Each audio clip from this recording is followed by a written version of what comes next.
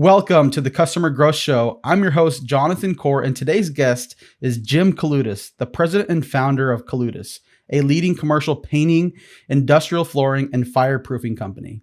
Jim has over 30 years running his company based out of New England with a headquarters in Peabody, Massachusetts. Welcome to the show, Jim. Thanks, Jonathan. Well, let's go ahead and kick this off right away, Jim. And obviously, I alluded that you're the president and founder of Kaloutas, and you've been running it for over 30 years. My question, before we get into other aspects of this conversation today, is how did you get started in the painting industry? Right. For me to go back to how I got it started, it was really out of necessity. My dad was a union painter that was laid off on a regular basis, so he always had side work, and I kind of spoke a little bit better English than my dad did. So for me, it was like I was always helping my dad with his side hustle. And then at some point I needed to buy a car and I needed to get a loan. So then I ran down and I got a business certificate. So it was one thing led to another. And again, mostly out of necessity. Yeah. And just clarifying question, did you start more on the residential side, or was it always commercial throughout your whole career? Yeah, my dad was working more commercial type projects, so he had that exposure. He'd bring me with him every once in a while, and I got to see it. So from a vision perspective, I knew what the commercial stuff was like. But when we got started, it was always residential, repainting ceilings, residential exteriors, that type of stuff. So I'm curious from your perspective, how formative were those years, just like kind of working side by side with your dad, and then ultimately venturing off to start Kaloutas and that whole process? How I guess critical were those years for you? Oh, it was super critical. And the thing that I always talk about is my dad never wanted to take advantage of me in a sense. So every project that we did together, we would pay our guys, we would pay our materials, and then we would split what was left over. And early on, I got to see that whole transaction thing, whether it was writing a proposal, tracking the costs. And, I got to see that sometimes our guys made more money than we did. So to go through those years and call it the school of hard knocks, right? We got to figure out what worked and what didn't work. Yeah, for sure. And it's interesting to highlight for those of you who aren't in the commercial or just construction industry who are listening to this show today. It is somewhat of a dog eat dog world, within the construction industry. So that's why even hearing Jim say that, at certain points, like taking care of your employees, obviously making sure that they were paid, but then obviously there were some, seasons where they got paid more than you did, but you're ultimately committed to doing the right thing. And I think those types of best practices, I'm sure, were, like you mentioned, critical to the inception and growth of Kaloutas painting today. So in the first few years of starting Kaloutas, I want to ask you, how did you land the first few customers for your business? In the early days, I believe it was out of the relationship we had with one of the local paint stores, and they knew my dad, hardworking, so they would give us leads on a regular basis. And then, shortly thereafter, for me, I always was looking for more, and I found myself, I don't want to call it dumpster diving, but I would go by and see construction trailers, and I would start just knocking on the construction trailer and I said, hey, who's doing the painting here? What's going on here? And for me, it taught me a lot about the dynamics of when jobs are being bid, when should you get in on the job, and ask, because I would go to the trailer and they say, yeah, this has already been awarded. So it got me to realize is well, who do I need to talk to earlier on? But we still use that tactic today, that if you're driving by and you see a construction trailer, you go in, you introduce yourself, and you ask them what's going on here. You more than likely will not be able to get that project, but now you start a dialogue with that general contractor of what other projects do they have going on? What do they specialize in? So then you start to work of hey, what else can I do for you? My question to you is, do you have any tips or best practices on how to develop a good partnership within construction where everybody wins in the process? Yeah, I think it's finding the good general contractors. I think people are always complaining that, hey, I don't want to go work for general contractors. They all stink and it's so hard to work for them. You're waiting to get paid. And it's true. There are some, bad cast of characters out there, but how do you find the good ones, right? How do you go establish a relationship with someone so that way, you get to know them as Bob and Jim, and you get to have a conversation that way rather than general contractor, subcontractor relationship. So if you're good at building relationships, go knock on those construction trailers and figure out who's managing the work, who's awarding the work, and start to get to know them as a human. Yeah. And, as we were beginning this conversation, you alluded to the word or the phrase school of hard knocks.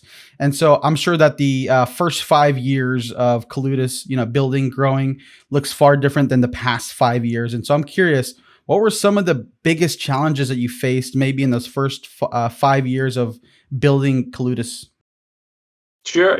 I think knowing your costs is so important because I always tell the story about, my fifth year in business, collecting all my receipts and getting ready to go see the accountant. And then I would bring him my stuff and then I'd go back a couple weeks later. But I'll never forget the fifth year in business when I did that. My accountant, asked me to sit down and go into his conference room. And I had never had that experience before. I'm like, what's going on? And, what he was sharing with me is that we actually lost a lot of money that year. And 12 months had gone by and I never realized that we were losing money. So I didn't really know my numbers. And, that made such an impression on me so early on that I went out and I bought a computer specific for the accounting purposes. And I said, look, I need an income statement every month. I need a scorecard, right? Imagine watching like football these days and not knowing the score. It's like, it would be so boring, but that's really what it was like. I'd go through a whole year of transactions and I wouldn't really know if I was, making money or not. So that was a big eye opener for me.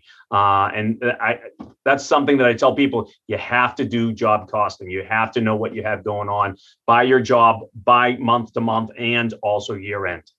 Yeah, it's super critical to know your numbers, especially like just in business at large. And so, obviously, I'm sure that there have been several milestones over the course of it's almost 35 years, right, of Kaloutas? Correct. Yeah, we're Okay. coming up on our 35th year this coming June.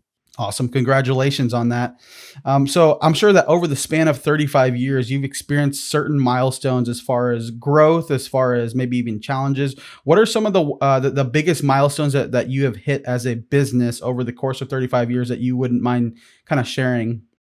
Sure, and as you were saying, milestones and stuff, it's really, I made a lot of mistakes along the way. And I think for me, I learned from most of them of like how to, shift, how to pivot, how to like change something that went bad into something good. Getting to $1 million was probably, it took me 10 years. So from day one to 10 years, it took me 10 years to get there. I think so hiring a bookkeeper to come and help me with the books at that point in time was huge. From there, having a really strong number two, someone helping me with the estimates or someone helping me with operations or someone helping me with sales, any one of those things, you almost have to see where are you strong at and how do you get a number two that's strong in the things that you're not strong at. That was big. Working for the right customers. It was probably in those early first 10 years, realizing that some people didn't care if we were making money, but yet I realized that the good customers, they wanted to make sure that I made money because that means I would survive to be there to do the next job for them. And that relationship was important, that it was mutually beneficial. So those are definitely, some other milestones in the early years. Yeah, and obviously we'll talk here soon about acquisitions and different aspects of that of the business that were contributors to growth. But one of the things I want to touch on that you just mentioned was hiring the number two, hiring somebody who is strong at areas that you may not be strong at. And I believe, from my personal perspective, I feel like everybody believes about themselves that they're self-aware. Everybody's like, oh, I know myself, all that sort of stuff. But the reality is we may not Yeah, you're always not. know. And No. so my question for you is, how did you become aware as a business leader and owner of what your blind spots were and what you weren't good at? And then how did you focus then on areas that you are really good at? Oh, for a second there, I thought you were going to ask me what my blind spots were, so I was getting nervous. But I still have blind spots, right? And I have a coach that I speak to on a regular basis, and she helps me with my blind spots. So the question is, how did I figure out my blind? I think it was really about realizing that I didn't know everything when I made a mistake, and I made mistakes, and just not liking the feeling. And for me, I could never run away from a mistake or a problem that occurred. I always ran into it to figure out, hey, this is never going to happen to me again. Why did this happen? So it was a lot of reflection. And then, as I grew, like, we talked about um, investing in yourself. For me, it was about finding a peer group. So the first thing was hiring my number two. The next thing for me was having a peer group, learning from others' mistakes as well. So that increased the speed at which I uncovered my blind spots was for me to see other people's blind spots Mm. and say, oh, wow, am I doing that? So there was the learning there too. And early on, I also did hire, like, call them a business coach or a consultant that helped me, put together a strategic plan, which is nothing more than, here are my goals for 3 years. Here's what I want to achieve over the next year. And here's the things that I should work on over the next 4 quarters to get there in a year. So, always looking at people to coach me or consult me along the way. There's a saying out there that says when the leader gets better, everybody gets better, and it's really encouraging to hear you have different practices and processes in place for you to continue to develop your ability to lead. And I think the biggest piece of what you said is like just being known, whether it is through a coach, being known whether it is through a community of other business owners, and finding yourself like in those situations. So that way, like you said, similarly, it's probably easier to find other people's blind spots than it is our own. And so in that context of what you said, hey, just identifying, hey, do I do that? Asking those types of questions are super critical, because what ends up happening is if we don't develop our own like self-awareness, it could potentially affect the culture of your business. Because if you're doing things that maybe everybody else isn't resonating with, well, that's going to be misaligned. You're going to be misaligned on several areas. And so I think the constant development of that is super important. So I alluded to the obviously different milestones, and you had done like different acquisitions over the years. Because initially, I assume it just started only commercial painting, and then eventually you've expanded into flooring, and then also to fireproofing. I'm curious, how did you approach going about that, like expanding your business? Like, what was the thought process behind why you ended up going down that route?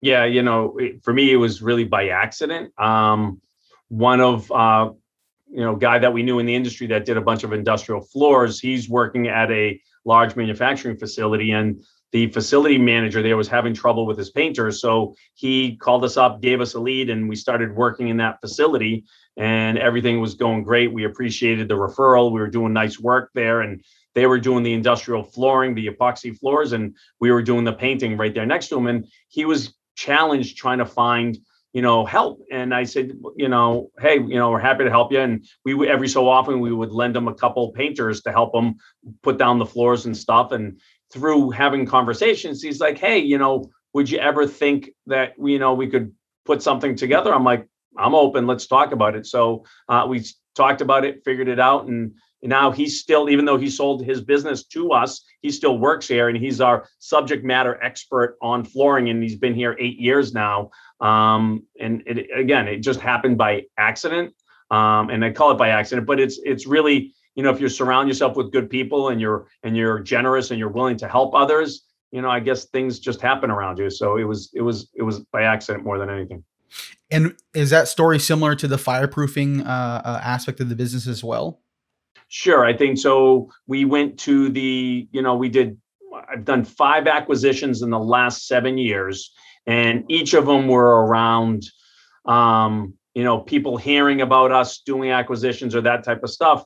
But it was such a good synergistic thing that they had great customers and they really took care of their people. So what we learned later is the reason why it worked for us is that there was a nice culture fit. Their culture and our culture just worked together. We figured out the money, we figured out, how to make it work. And most owners stuck around with us after they jumped on board with us. They took a nice long vacation, and then they put their belt back on and started getting to work. But the fireproofing one, it's more recent, and it's we were doing fireproofing on our own before, but for us it was like expand geographically, find some really good talented people. They had some excellent talented people, both estimators and installers. So for us, it just increased our capabilities of what we were doing. And same thing, everybody's still on board working with us. That was part of the original company. Yeah, and when we kind of silo commercial painting, there's a lot of aspects to that, especially when you're on large commercial projects. So I'm curious, how have you navigated, the complexities of including flooring and what fireproofing and then all the other acquisitions you have? Like, I guess from a leadership standpoint, do you have somebody over each of those divisions and then you guys are like a corporate team? How do you structure that within your business? Sure. From an operations perspective, you typically will have someone that is running that all the labor or all the people in the field report to. So there's an operations head by each segment of the business. And then there's typically a subject matter expert on the sales side, because I think sometimes making sure that you specify the right system is always like a big sticking point, because if you don't specify the right system, the field guys are going to go out there and say, why are we putting this down? It makes no sense. So typically it's to the same customer, which makes it a little bit easier. We're writing one proposal and then just breaking out paint, floor, fireproofing. And some customers will buy all three, some customers will buy two, and some customers will only buy one, and it's okay. It's just, it's different with each project and with each customer, but subject matter expert and then a head of operations for each trade, and it just works. Yeah, and so I assume my assumption is you recommend going the acquisition route versus just building a division from the ground up. That kind of seems like what I'm getting from you, or what are your thoughts on that? Yeah, it could go either way. For us, we were looking to expand outside of the Boston market to go into Worcester, and I started calling the paint vendors and asking them, hey, do you have any real estate, that you could rent us an office or a shop or something like that? And he's like, hey, you should go talk to Larry. I think Larry's ready to sell. And I'm like, all right. So we were ready to do it organically, and we just happened to find someone that was like getting close to retirement age and wanted to do something. So it would work either way. It definitely, you got to put some money at risk if you're doing an acquisition, but you get instant credibility in a local market. You get great talent.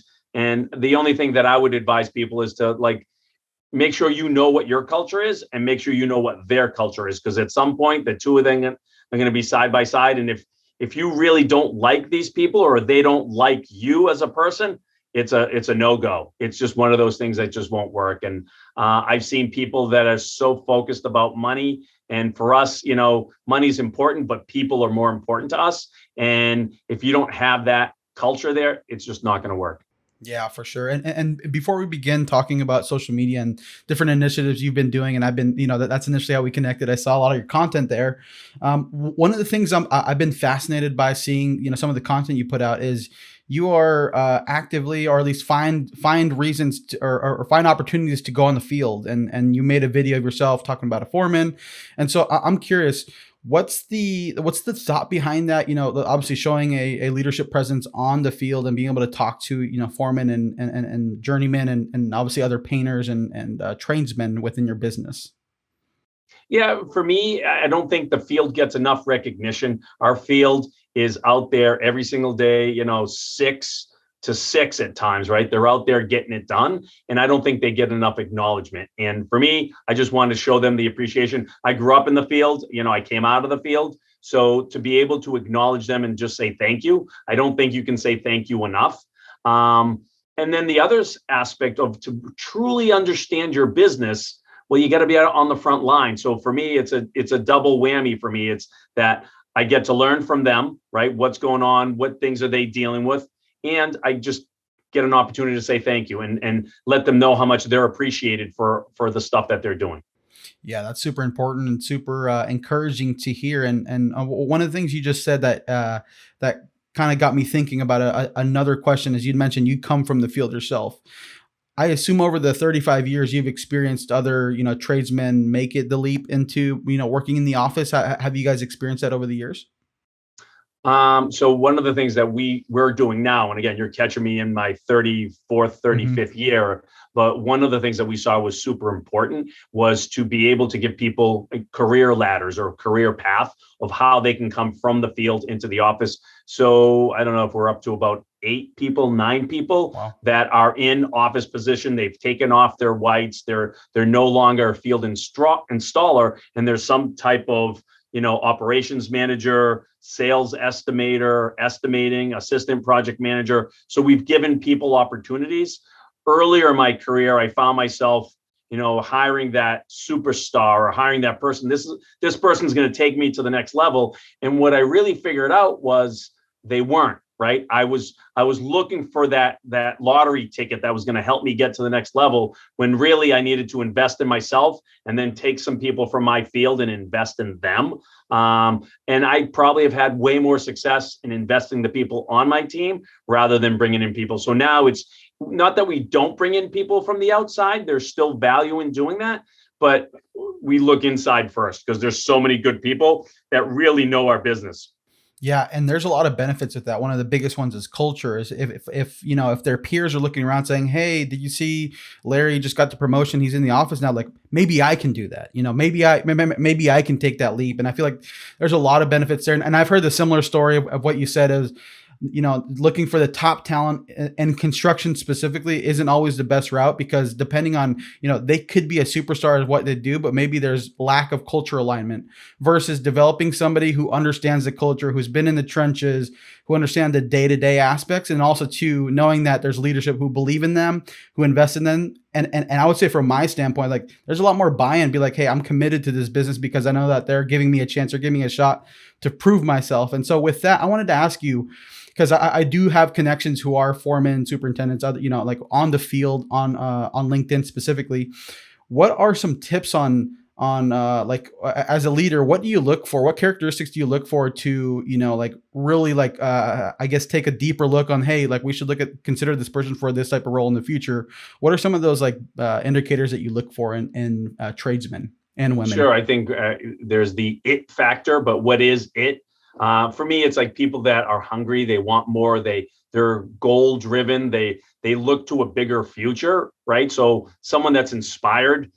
Sometimes I call it batteries included, right? Because you can't want it for them more than they do, right? And there's a lot of people that I'll spot and they have the potential, but they don't have the forward lean. So then how do I do it? It's almost like it's a waste of talent at that point, because they have so much potential. They're so talented, but they don't have the forward lean to put in a little bit more, to go read a book, to go take a class, to go do something to invest in themselves. So we always talk about it is like, look, we want people to grow, but I can't want it for you more than you do.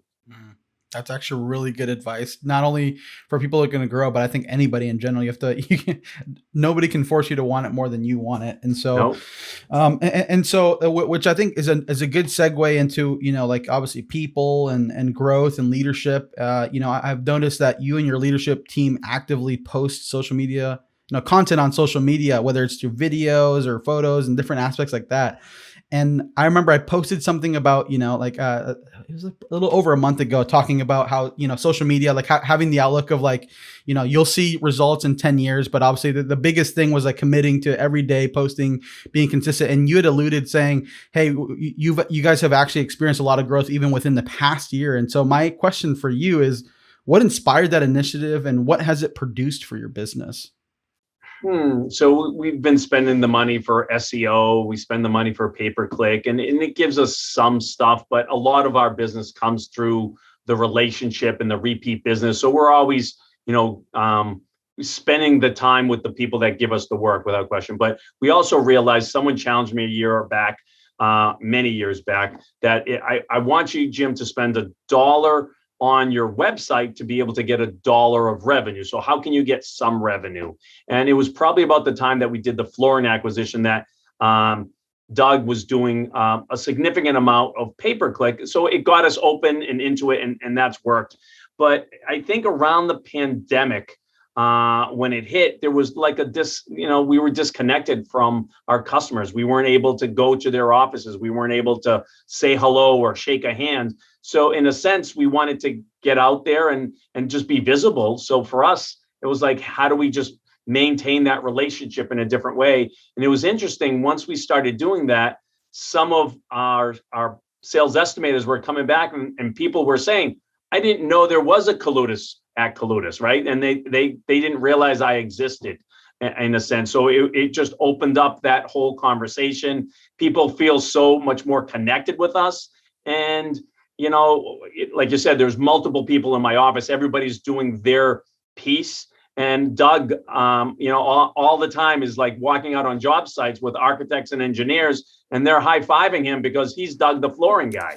And they already know who it is. So it's like, you want to talk about bringing down the barriers and having instant credibility, is and just put yourself out there. But you got to be authentic. You can't try to pretend to be something that you're not.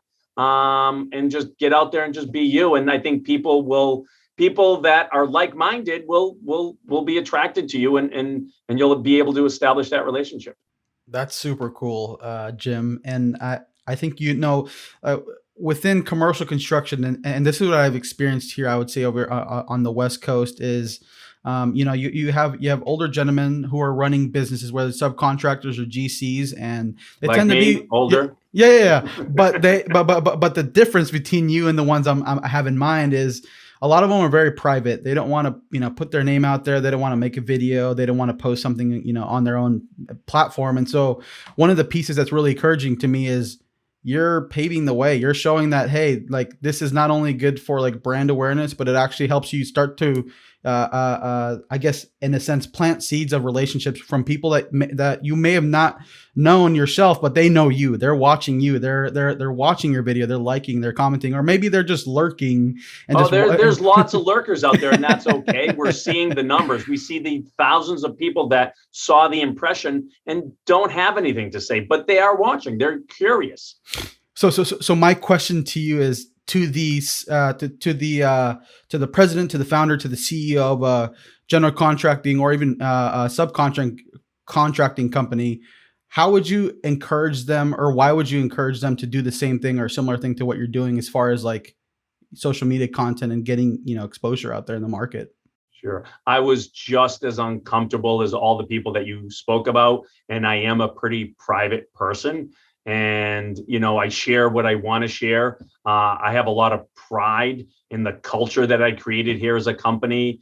I wanted to just be a good business person, and I knew I could still be me and be a good business person. So what allowed me to have the courage to do it, and again, I'm still uncomfortable doing it, was that I still got to be me. I still got to be authentic. And that's why it was okay for me. So that word authenticity is very important. And I think if anything is like I should be comfortable in my own skin, and that's what I get to do on my posts is be me and put it out there. Yeah, for sure. Those are great. I guess best practices is be yourself.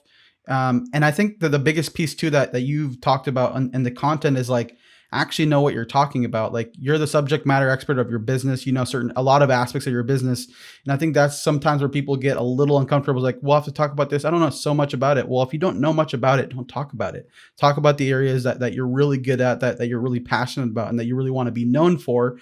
And in your case, I've seen an array of different things, but one of the biggest things has been pouring into your employees, investing in them, developing leaders, finding ways to problem solve with them, and all that sort of stuff, which, from my perspective, I wanted to ask you specifically on that, just investing in employees.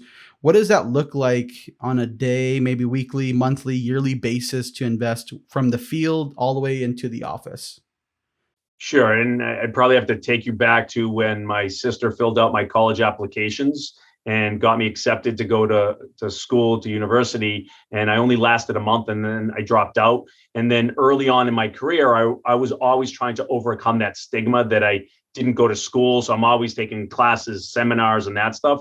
And then at some point, I kept investing in myself, and I was able to grow a business because I was curious. I enjoyed learning. I think the traditional route didn't work for me. So I've continually done that. And then one day I woke up and, I don't know how big we were or how long ago it was. It's like, I'm just doing this for me because I'm trying to overcome, or I'm trying to grow the business. And then I realized, well, wait a minute. What if I included everybody else here? And it was a light bulb that went off. There's that saying that like, what if you invest in your people and they leave? And then the other guy says, well, what if you don't invest in them and they stay, right? That's real. And for us, you want to talk about a culture of growth. That's what I'm about. And, I think the people that work with me now appreciate that. They want that. They want to be stretched to be able to have the opportunity to do something more. And I believe most people do, but some employers don't give people that opportunity. So they're going to go work somewhere else. And, those employers are complaining that there are no good people out there. It was like, well, no, they just needed to go somewhere else that appreciated that person a little bit more. So for me, it's about, It's not just compensation. How do you acknowledge people? How do you invest in people? And we've been fortunate. I want to say like 7, 8 years ago, I started saying, hey, I need to create a management team, right? And I, little by little, like the people that I surrounded myself with, I started investing in them. We started, going to the same seminars together, reading the same books. So those little things just kept adding up. And it caused me to keep stretching myself. Each person on my team now, and again, we're fast forwarding a lot further ahead, that each of them might have their own coach. Each of them might be in a peer group on their own rather than just me. They're each bringing in someone. And one of the things I encourage them to do is to pick up the phone and go call other people that are doing what they're doing in another industry or another company and go learn from them, right? My CFO just the other day, I'm like, look, let's make a list of the 5 companies that you're going to call to go talk to their CFO. I'm like, why do we have to reinvent the wheel? Let's go ask them what they're doing that we like and then adapt to what they're doing. So there's so many things that you don't even have to spend money at, but it has to come from a forward lean and a desire to grow. Because we've grown from nothing 35 years ago to this year, we'll probably do about 27 million. We're not the same company. I'm not the same leader. And if I'm going to take it to, 30, 40, 50 million, well, I need to reinvent myself to be able to be the leader that runs that business. And all these people that are on my team, they need to keep growing as well because they're going to get left behind and no one wants to do that. So everyone's constantly investing in themselves. Yeah, that's great. And there's no better time and easier and free way to learn than now. There's YouTube University, as a lot of people refer to it. You can learn a lot on YouTube, business, even construction. And then also too, you have audiobooks. And if you can't buy audiobooks, there's libraries that you can check out. And so there's just no excuse as far as why you can't grow within this market, within this business today. And I could just tell a lot of the passion behind, just self-development, but then also to business growth that you have really invested in over the course of years. And I think that that's a testament to the growth and expansion that you've seen within your business, because if you lean forward, if you have that forward lean, it's only a matter of time before things start snowballing and getting bigger and better. And you just continue to like you said, reinvent yourself over the years. And so as we kind of get closer to the end of this conversation, I wanted to ask you just specifically questions about you and your role as president and founder. So as the owner and leader of your business, how are you currently spending a majority of your time throughout the day, throughout the weeks? So I'm always like, I have this anxiousness of like, what's next, or when is the next recession coming? And everybody around here jokes about me. So I'm always trying to think ahead of what's next, whether it's for the company, for individuals, for internal systems, for programs. Just recently, I don't say recently, probably about 2 years ago, we kicked off the field leadership program. And that was part of the whole thing of like, how do we take people that are right on the front lines and make them leaders and make them foremen and then turn them into field managers and then turn them into estimators. So always looking at that strategy of what's next. And I get the luxury now of being able to do that, but I still get involved in operations. The acquisitions, take up a little bit of my time, and that's important to make sure that we do, really good acquisitions and embracing all the people that are out there. So, yeah, a mishmash of things, and it's more of like supporting people and how they're taking on their roles.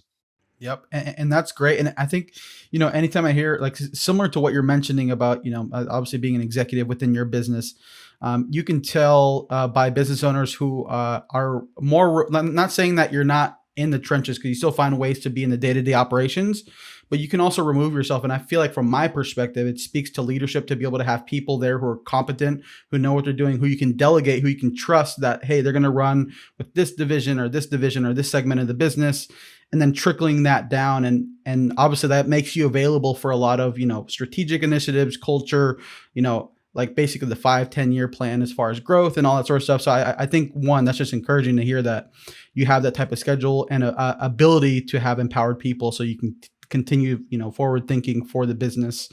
And so, over the course of 35 years, I know, and I believe it's a given that, your father has been really instrumental in your growth as a leader, and then also too, as a person in construction. But I wanted to also ask you, like, aside from that, Is there anybody else that comes to mind that you've learned the most, over the course of building your business? Whether it be Hmm. in business or maybe even in personal life that has impacted Yeah. business? I just recently had an aha. I was taking this class. It's called the 4-day MBA, and I was doing it remotely. And I'm thinking, and the first couple days were all about the numbers and looking at cash flows, and then the second half, the last 2 days of the thing, was more about um, execution, and it really came up to like the whole people aspect of it, and whether it's culture or not. But I don't give enough credit probably to my parents, and this is going to sound a little corny, but anything that I've learned from any business aspect, pales in comparison to what my parents gave me about treating people the right way and doing the right thing by them. And I think that class that I was taking, it was almost like a big part of that class was about, hey, make sure you take care of your people. And that's something that I got early on, and, from my parents. That they were always by the book, and you always did right by people. You had conversations to figure things out, and it was through that foundation, I think, that really has helped me become the authentic leader that I get to be now and to lead these people. But it's really out of, you got to give respect to get respect, and I think that's really what rang true for me. Yeah, and it's never the like it's always the best time to do the right thing right now. Like that's always like we should always do it because even if we don't make money maybe right now or maybe we can't take on this project or whatever, at least we're doing right by our people, right, doing right by the organization to make the right decision so that it benefits everybody involved in the transaction. I think that's super key. And so before I ask you the last question, this question, like, over the course of building your business, I wanted to ask you, what have you personally been most proud of up to this point? Yeah, I think being able to build a business as big as we have, I probably have never dreamt of it. I think, and to be here now, I think I'm really proud about the group or the team that I've assembled because of the trust. Right? They've seen me when we were 1 million or 5 million, and like probably I had hair back then, but they've seen me at every state, and they know what I'm good at, what I've had to overcome. But I would say I'm very proud of the team that we've assembled to continue to grow into the future. And like just watching some of their accomplishments and them being able to assemble that whole field leadership program on their own, it's been amazing. That's incredible. So, if people are interested in learning more about you, learning more about Kaloutas, what are some of the best ways to connect with you and your organization? Sure. I think going on LinkedIn, Kaloutas is the name of the company, Jim Kaloutas, finding me. Or if you wanted to go to our website, kaloutas.com, and Kaloutas is Kaloutas. Awesome. Well, thank you so much, Jim, for coming on the show and unpacking aspects of your story, and then specifically like tactical and practical strategies that business owners can keep in mind as far as like doing the right thing, how to look at growth, acquisitions, and then all the other topics that we talked, over the course of this conversation. So thank you so much for coming on the show and sharing all that knowledge. My pleasure. Thank you.